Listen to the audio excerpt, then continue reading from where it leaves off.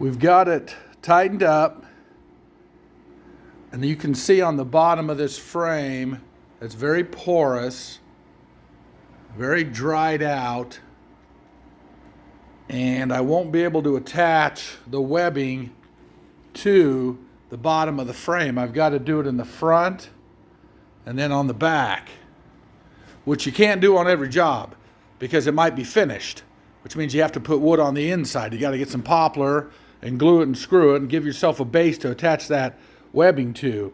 Now, in old school, you would fold this over like so, and you would use 3/4 inch number 14 blue tacks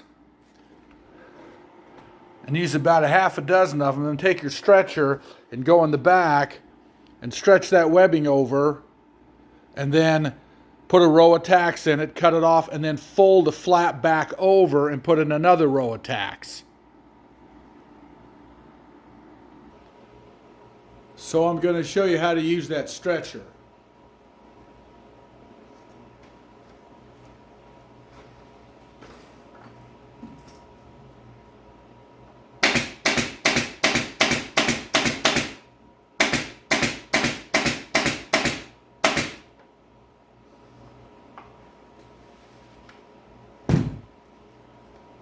Take the butt end of it, get it braced against your frame, and then hook those points into that webbing, and then bear down on it. You've got to get this deck springs super tight.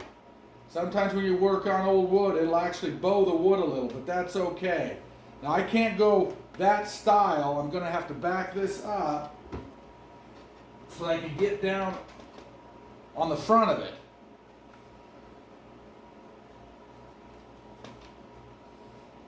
See if I can make this thing work without having a disaster.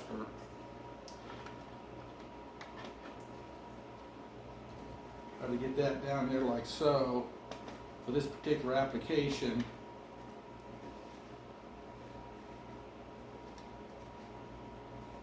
Just get it as banjo tight as you can, because those springs are going to compress big time.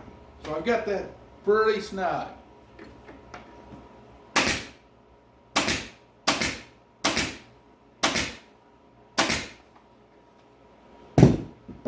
Again, if it was old school and I was using blue tacks, I would simply flip that back over and put another row of blue tacks on there.